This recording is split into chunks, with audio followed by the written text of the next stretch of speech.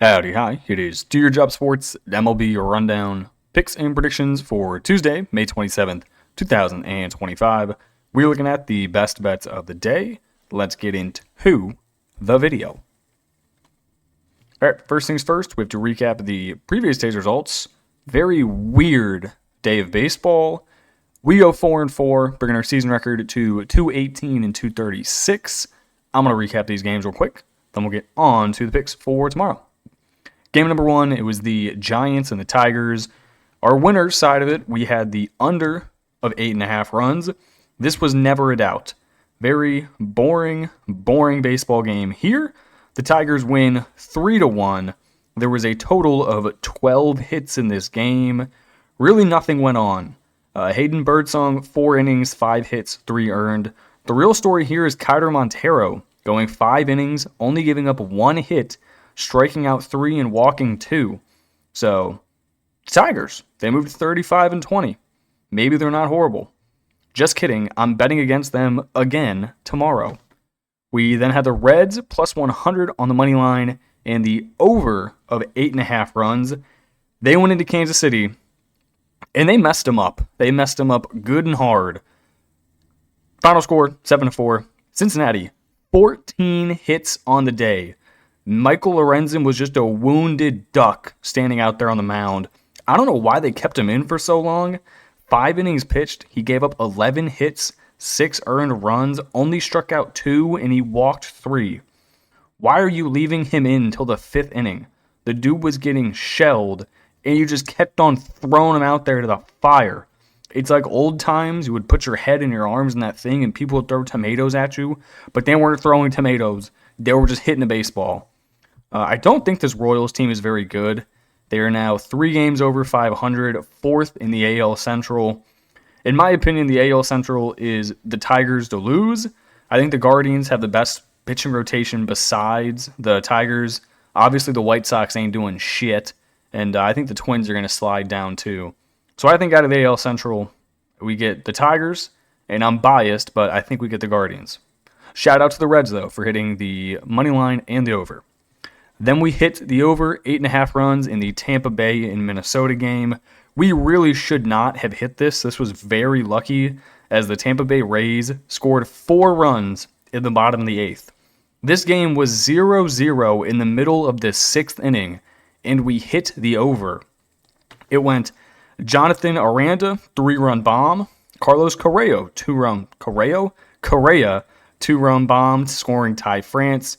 It is a Jose Carabello double, and then a Danny Jansen 2-run homer. I don't think I've said Danny Jansen's name in a year. What is this dude up to this season? Oof. He's hitting a $198. He has 7 more strikeouts than hits. That is why I have not discussed Danny Jansen. This dude sucks. All right, then our losers. We had Giants minus 110 on the money line. Like I said earlier, they only got 1 hit against Keider Montero in 5 innings of baseball. That is not going to win you many games. Final score of that one was 1-3, the Tigers taking on the win. Then you have the biggest bullshit of the day. Cardinals, minus 110 on the money line, and the over of 9 runs at Baltimore. They lose 2-5. They only got 4 hits the entire game against Charlie Morton. This was Charlie Morton's first registered win of the season. He now moves to 1-7. How do you not get how do you only get 4 hits against Charlie Morton, and then you get 0 hits off of the Orioles bullpen? Eric Fetty got absolutely shit on. 5 innings pitched, 7 hits, 3 earned runs. The St. Louis Cardinals did have 2 errors. I don't know. Let's see what they were real quick in the scoring update. What were they? Nope. Okay, so they didn't exactly... It must have been just basic fielding errors as to how they got on. It is not in the scoring update. But whoever committed the errors, fuck you.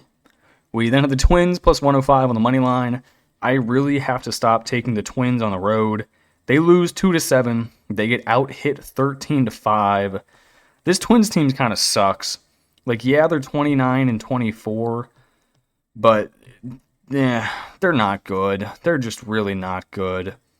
They do play some tough teams coming up. Their schedule is Mariners, Athletics, Blue Jays, Rangers, Astros, Reds, Brewers. Yeah, they play. This is a rough schedule coming down. It is not going to be a fun time for the Twins down the road. Okay, that is the recap. Let's get on to the picks for tomorrow. All right, like I said, I am ready to be hurt again. I'm going to take the Giants. We're laying an even bigger number at minus 125. Also taking the over 6.5 runs. If you dangle an over of 6.5 runs in my face, I have to take it. I do feel a lot more comfortable with the money line here, considering we have Logan Webb on the mound. 5-4, 2.67 ERA. You know what you're getting with Logan Webb. Very consistent, very good at baseball. I like him a lot. Going up against Jack Flaherty, he's been struggling this year. 2-6 overall, 4.39 ERA. Really not throwing the ball like he used to. Looking at just who's coming in hot versus not. San Francisco, 6-4 in their last 10. They lost game 1 of this series. Again, only had 1 hit against Kaiser Montero. They're definitely going to be looking to get out to a better start. I think the main fade here is just going against Jack Flaherty. Flaherty has not been good. His most recent starts, he's given up 3, 2, 5, 4, 4. Home runs given up in that stretch, 1-1, 4, 2, 1-1. That is not ideal. Not that this Giants team really hits for power or that Detroit is a hitters-friendly park, but if you're giving up at least 1 home run a game, you get a few dudes on base when that happens. I don't think Logan Webb is going to give up more than 2 or 3 here at a maximum. Jack Flaherty's going to get shelled. Give me the Giants and give me the over 6.5 runs. Next game, do I really think the Mariners should be this big of a favorite at home with Logan Evans on the mound? I don't think so. Give me the Nationals, plus 125 on the money line, and the over of 7.5 runs. Nationals, they got Mitchell Parker on the hill, 4-3 with a 4.39 ERA. Going up against Logan Evans, 2-1 with a 3.33 ERA. This is a rookie, though. He's 23 years old. He's out of Pittsburgh. I really don't think he's that good. Looking at his game log so far this season, he has not played good teams. His most recent start was at Chicago. He went 6 innings. He was at the White Sox. I should probably preface what Chicago team. Against the White Sox, went 6 innings pitched, gave up 6 hits and 4 earned runs, gave up 3 homers against a White Sox team who can't hit the baseball. That is not a good sign. The start before, somehow he went 6 innings, gave up 0 runs at San Diego, but they did have 7 hits off of him, so he really just... They couldn't hit the ball when they were on base. Then he went 5 innings against Toronto. He gave up 3 earned runs in 5 hits. At Texas, he went 5 innings, gave up 11 hits and 6 earned runs. The reason his ERA isn't awful is because of his recent starts. The 0 runs given up against San Diego really helps. This dude gives up a ton of hits. 6, 7, 5, and 11 in his last 4 starts. The Nationals should be able to tag him. Mitchell Parker, 4-3 on the year, probably one of the most surprising pitchers so far this season. 55 innings pitched, only giving up 2 home runs. He does have a pretty big walk problem, 36 strikeouts to 25 walks. I wish that number wasn't there, but it is. His recent games, he's been kind of getting shelled. Wrong one. He gave up 3 to Atlanta, gave up 4 to Atlanta, gave up 4 to St. Louis, 5 to Cincinnati, 6 to New York, 0 to Baltimore, 1 to Pittsburgh, 3 to Miami, 5 to Arizona. So he has good stuff. He's just been getting tagged recently. I like the over more than anything here. I think 7.5 is way too low, but I'll also take a flyer on the Nationals plus 125. Do not think Logan Evans should be laying 160. Next game, it is my heavily biased pick of the day. Guardians. Should we win this baseball game? No. Does that mean we might? Probably.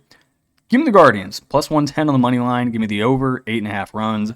Dodgers, they got Dustin May on the mound. 2-4 with a 4.09 ERA.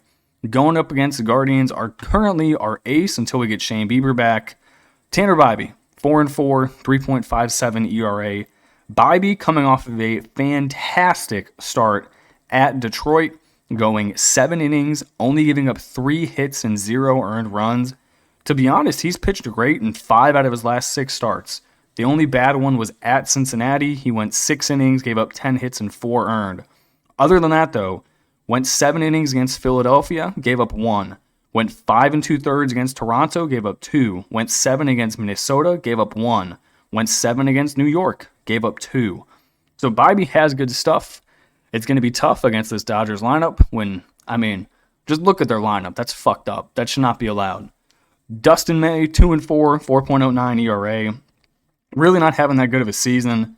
His most recent starts, he's given up 4, 1, 2, 4, 3, and 7. So he's been getting hit. He's been getting hit up pretty good. So far this year, 50 innings pitched, 49 strikeouts, 18 walks, 6 home runs. The Guardians are a team that doesn't really strike out. You're not going to strike out Kwan, Ramirez. I don't know why the hell we have Lane Thomas in the lineup. This dude is ass. We traded for him last year before the deadline. He ain't done shit in a Guardians uniform. Schneemann I like. Arias is somehow one of our best power bats. Angel Martinez has been struggling recently, but he's solid. If there was a game to win, it's going to be this one. Give me the Guardians plus 110 and the over 8.5. Final game, I'm taking the Phillies at home, minus 115 and the over of 8.5 runs. Spencer Strider on the hill, 0-2 with a 5.79 ERA. He has not been the Spencer Strider of old since he had the surgery, and now he's coming back for it. Somehow going up against Ranger Suarez, who is 3-0 with a 3.7 ERA. Not much to say in here. The Braves do have Acuna back in the lineup, but I don't trust Strider at all. He hasn't been good since he returned. Somehow Ranger Suarez doesn't have a registered loss. I'm going to keep on going with the hot guy on the mound. Phillies minus 115 at home is always a good price. They're really good at home. They obviously have a good lineup. Give me the Phillies. Give me the over. And that's it. I appreciate you guys watching and tuning in. If you have not already, hit the subscribe button. I'm very close to 10K. It would be awesome if we could hit it. And that's it for me. I will catch y'all in the next video. Peace.